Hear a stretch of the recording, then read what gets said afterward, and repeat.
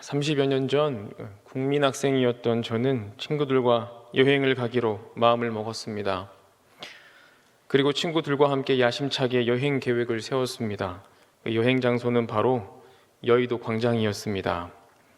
지금은 여의도 공원이라는 이름으로 단정되고 그리고 아름답게 꾸며져 있지만 30여 년 전 여의도 광장은 정말 광장이었습니다. 아무것도 없는 콘크리트 바닥이 끝없이 깔려있는 광장이었습니다. 한쪽에는 자전거, 롤러스케이트가 나란히 길게 줄지어져 있었고 사이사이에는 매점들이 있었습니다. 여의도 광장에 도착하자마자 매점에서 컵라면 하나씩 먹고 자전거를 빌려 여의도 광장 이쪽 저쪽 이 끝 저 끝을 누비면서 시간 가는 줄 모르고 자전거를 신나게 탔습니다. 몇 시에 만나자, 어디에서 만나자 이런 약속 없이 우선 자전거를 신나게 열심히 탔습니다.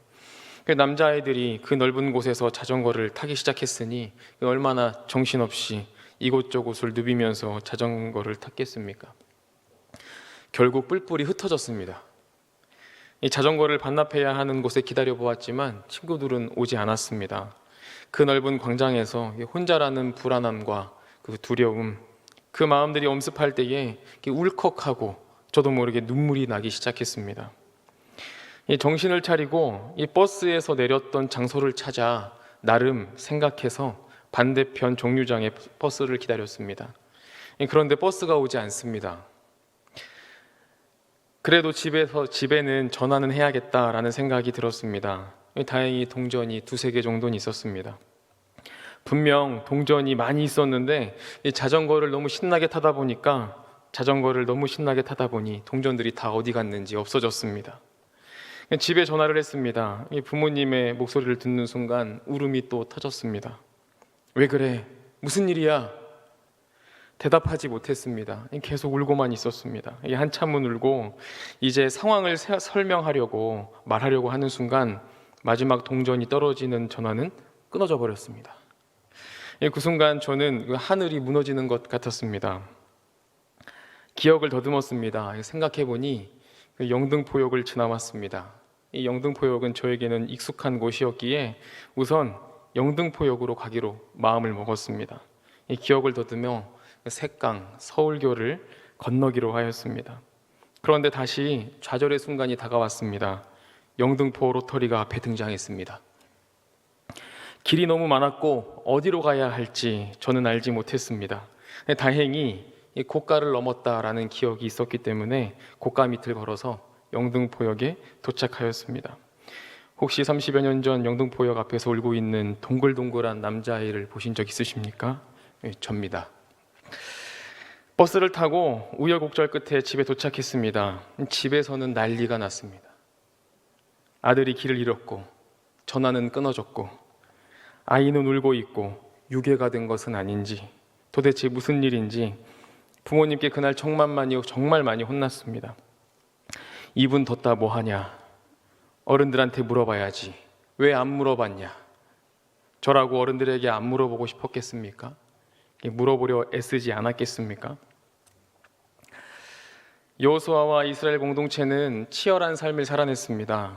결과적으로 볼 때는 여리고성, 아이성을 함락시키고 승리만 있었던 것으로 보이지만 그 안에 시련과 실패가 항상 공존하고 있었습니다. 여호수아와 이스라엘 공동체는 에발산에서 하나님을 위한 제단을 쌓고 하나님께 제사를 드리고 그리고 하나님께서 주신 율법을 낭독하며 여호와 하나님께서 그들에게 하신 약속을 되새기며 재충전을 하고 있었습니다. 한편 이스라엘의 승리의 소식은 이미 가나안 땅에 널리 퍼져 있었습니다. 새로운 세력으로서의 이스라엘은 가나안 족속들이 두려워할 만한 존재였습니다. 결국 그들은 연합하여 이스라엘과 맞서 싸우기로 결정하였습니다. 그런데 그중 한 족속이 다른 행보를 걸으려 합니다. 바로 기브온이라는 족속입니다. 그들은 이스라엘과 맞서 싸우는 것을 포기하고 이스라엘과 화친을 맺어 이스라엘과 한 팀이 되기로 결정하였습니다. 기브온은 이스라엘과 화친을 하기 위해서 치밀하게 준비하였습니다. 어떻게 준비하였겠습니까? 나라의 운명이 걸려있는 문제입니다. 주위의 소문으로만, 직감으로만, 감으로만 준비할 수는 없었습니다. 대략 짐작만으로 준비할 수는 없었습니다. 만약 그 연구와 준비가 잘못된다면 모두가 죽는 상황입니다. 오랜 시간 치밀하게 눈으로 확인하면서 자신들의 신에게 간절히 기도하며 준비하지 않았겠습니까? 이스라엘의 지도자인 여호수아는 어떤 사람인지, 어떤 성향인지, 그들이 섬기는 신은 누구인지, 인구는 얼마가 되는지, 그들의 문화는 어떤지, 군대의 규모는 어떠한지 정말 치밀하게 준비할 것이었습니다. 이스라엘에 대해서 연구한 결과 헤어진 전대와 헤어진 가죽 포도주 부대, 낡은 신, 낡은 옷, 곰팡이 난 떡을 준비합니다.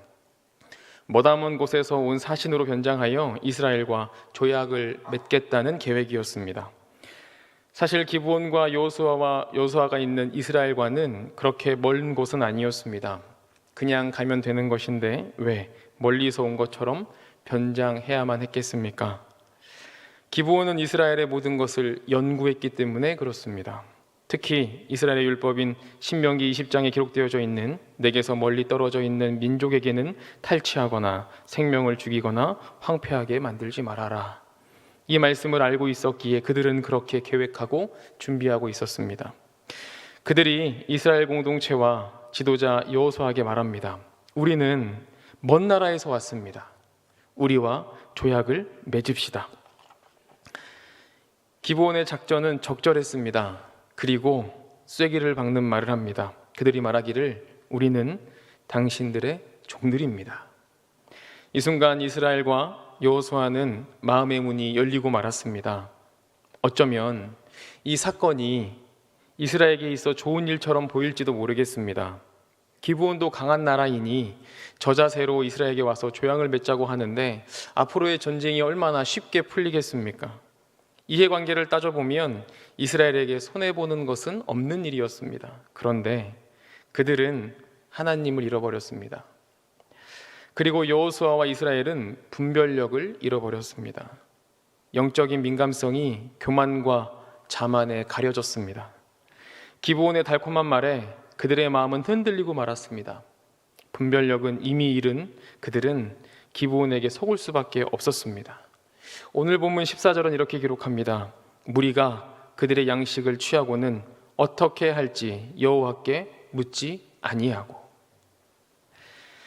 여호수아와 이스라엘은 여호와 하나님께 묻지 않았습니다. 하나님께 질문하지 않았습니다. 여호수아는 스스로 결정하였습니다.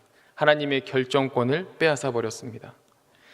이방 나라와 조약을 맺는 것은 범죄인 것을 알았지만 마음이 어두워져 기억하지 못하고 범죄를 저지르고 말았습니다. 질문은 신앙생활에 있어서 가장 중요한 요소 중 하나입니다. 질문은 하나님께서 우리의 주인 되시고 나는 종임을 선명하게 보여주는 고백하는 수단이기도 합니다. 질문은 한치 앞을 볼 수 없는 사람이 하나님께 모든 것을 의뢰하고 의지하고 있다는 표현이기도 합니다. 질문에는 힘이 있습니다. 질문은 생각하게 만듭니다. 질문은 마음을 열게 합니다. 정보를 얻기도 하며 질문은 귀를 기울이기도 합니다. 그리고 질문은 스스로 해답의 길로 들어서게 하기도 합니다. 이 질문의 힘을 잘 아시고 사용했던 분이 있다면 우리 하나님이실 것입니다. 하나님께서 인간에게 처음 하신 질문 혹시 기억하십니까? 에덴 동산에서 아담과 하와가 행복하게 살아가던 중 잘못을 저지르고 말았습니다. 선악과를 먹게 되었습니다. 사건의 결과는 참 참혹했습니다. 행복하고 아름답고 기쁘던 그들의 삶이 이제는 수치스럽고 두렵고 불안한 삶이 되었습니다. 하나님과의 단절이 되었습니다. 결국 그들은 숨어야 하는 삶이 되었습니다. 바로 그때 하나님께서 물으셨습니다. 여호와 하나님이 아담을 부르시며 그에게 이르시되 내가 어디 있느냐. 하나님께서 하신 질문의 이 의미는 그저 아담의 어디 있는가, 아담이 어디 있느냐라는 질문이 아니었습니다. 아담의 위치 정보를 얻기 위한 질문이 아니었습니다. 이스라엘의 초대왕 사울은 참 괜찮은 사람이었습니다. 적어도 시작은 그러했습니다. 우리는 사울의 고백을 기억합니다. 나는 이스라엘 지파 중 가장 작은 베냐민 지파의 사람입니다. 나의 가족은 가장 미약합니다. 그랬던 그가 변하였습니다. 하나님께서 사울을 왕으로 세우신 것을 후회하셨습니다. 결국 그의 마지막은 참으로 안타까운 모습으로 생을 마감하였습니다. 역대상 10장 14절은 이렇게 기록합니다. 여호와께 묻지 아니하였으므로 여호와께서 그를 죽이시고 그 나라를 이새의 아들 다윗에게 겸겨 주셨느니라. 사울은 하나님과 단절되었습니다. 사울은 여호와 하나님께 묻지 않았습니다. 어떻게 해야 할지, 무엇을 해야 할지 더 이상 묻지 않았습니다. 자신의 생각대로 모든 것을 결정하였습니다. 하나님께서 아담에게 질문하셨습니다. 아담아, 내가 어디 있느냐? 이 질문의 의미는 스스로의 마음을 통제하기 바라시는 질문이었습니다. 닫혔던 아담의 마음의 문을 열게 하시기 위한 질문이었으며 스스로 답하며 회개하면서 나오기를 바라셨던 하나님의 마음이었습니다. 사울은 하나님께 묻지 않았습니다. 묻지 않았다는 것은 단절을 의미합니다. 사울은 하나님께 묻지 않은 것이 큰 의미를 두지 않았습니다. 그것이 얼마나 중요한 것인지 그는 몰랐습니다. 하나님은 질문할 것을 요구하십니다. 이유는 간단합니다. 사람이 하나님의 마음과 섭리를 알 수 없기 때문에 그렇습니다. 하나님의 그 큰 그림을 볼 수 없기 때문에 그렇습니다. 그리고 질문을 통해 하나님을 향한 우리의 마음을 하나님은 알고 싶어 하십니다. 그렇다면 우리에게 질문이 남았습니다. 하나님께 묻는 것, 질문하는 것이 우리의 삶에 어떤 의미인가라는 질문입니다. 하나님께 묻는다는 것의 첫 번째 의미는 하나님을 바라본다라는 의미입니다. 어린아이들은 질문을 참 많이 합니다. 답을 하기 어려운 것들도 질문을 많이 합니다. 이건 왜 그래? 저건 왜 그래? 그런데 질문을 하는 아이는 다른 것을 바라보지 않습니다. 답을 해줄 아빠의 눈과 입을 위아래로 보면서 빨리 답하라고 무언의 압박을 줍니다. 잘 모르는 질문은 솔직하게 모른다고 답하면 또 질문합니다. 아빠는 왜 몰라? 어느 날 어린 사무엘이 잠이 들었습니다. 깊은 잠에 들었던 사무엘의 귓가에 사무엘을 부르는 소리가 들렸습니다. 사무엘은 일어나 엘리 제사장에게로 갔습니다. 엘리 제사장은 부르지 않았다고 말했습니다. 이 일이 2번 더 반복되었습니다. 그리고 엘리 제사장이 깨달았습니다. 다시 들리면 여호와여 말씀하옵소서, 주의 종이 듣겠습니다 라고 말하거라 라고 말하였습니다. 사무엘은 다시 잠에 들었습니다. 그리고 사무엘을 부르는 소리가 들렸습니다. 사무엘은 일어나 고백합니다. 여호와여 말씀하옵소서, 주의 종이 듣겠습니다. 질문한다는 것은 바라본다는 겁니다. 하나님께 질문한다는 것은 하나님을 바라본다는 것입니다. 사무엘이 일어나 바라본 대상은 엘리 제사장이었습니다. 그리고 질문하였습니다. 저를 부르셨습니까? 무엇을 하면 되겠습니까? 부름의 대상이 하나님이신 것을 알고 난 후에 사무엘은 하나님을 바라보며 이야기합니다. 하나님, 저를 부르셨습니까? 말씀하시면 제게 듣겠습니까? 제가 듣겠습니다. 제가 무엇을 하면 되겠습니까?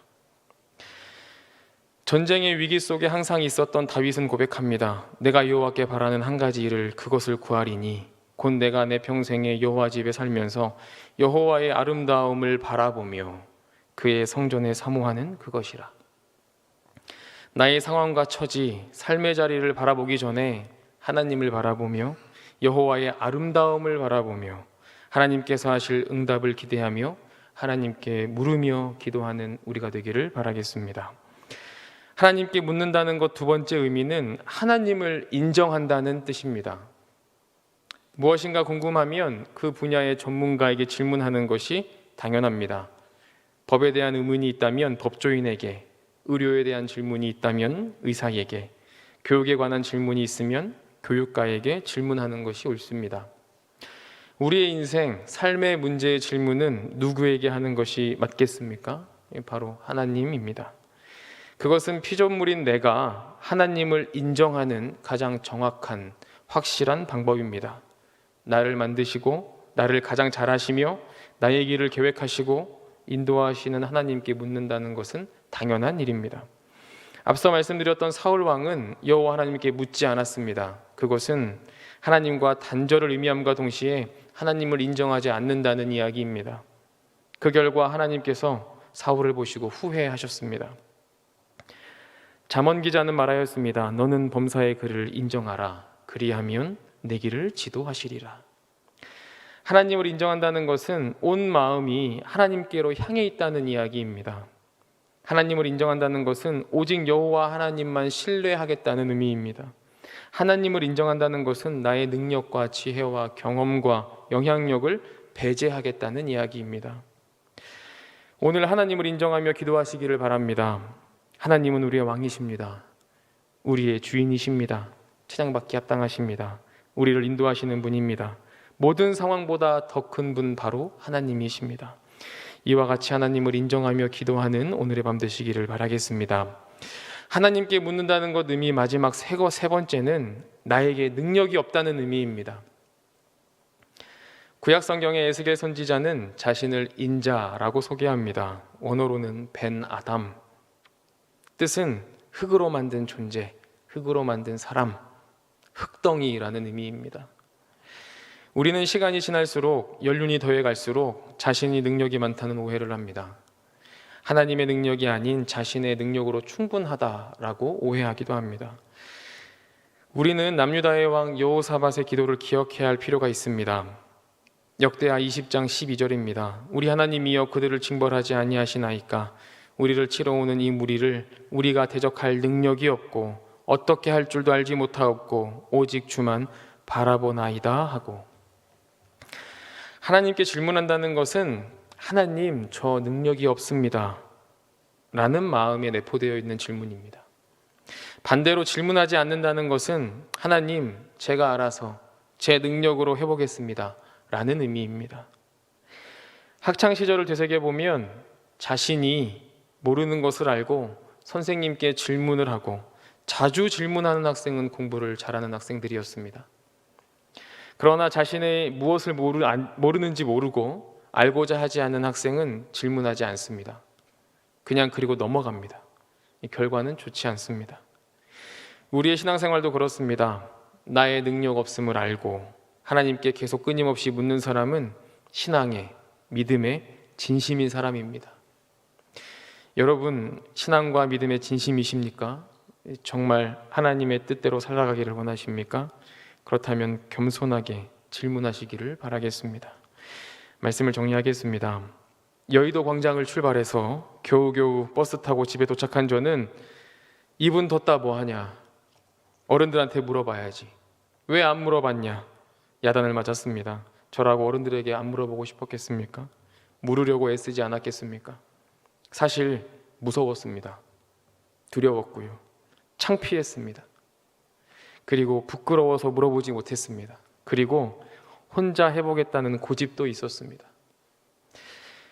혹시 여러분 영등포역 앞에서 어린아이가 길을 묻는다면 면박 주시겠습니까? 혼내시겠습니까? 너희 부모는 뭐 하길래 애들 이렇게 놔두냐? 비판하시겠습니까?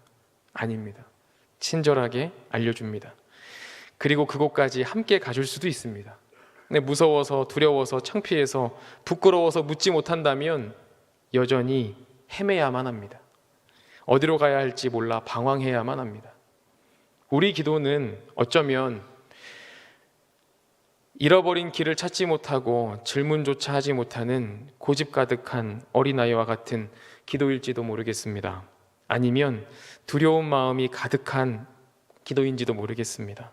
그럼에도 불구하고 하나님을 바라보고 하나님을 인정하고 나에게는 능력이 없음을 고백하며 하나님께 물으며 나아간다면 우리 하나님은 다정하게, 따뜻하게, 친절하게 그곳까지 함께 걸어가 주실 것입니다. 여러분 기억하십시오. 우리가 살아가는 인생길에는 답이 없습니다. 그래서 우리는 끊임없이 하나님께 질문해야만 합니다. 그것이 바로 기도입니다.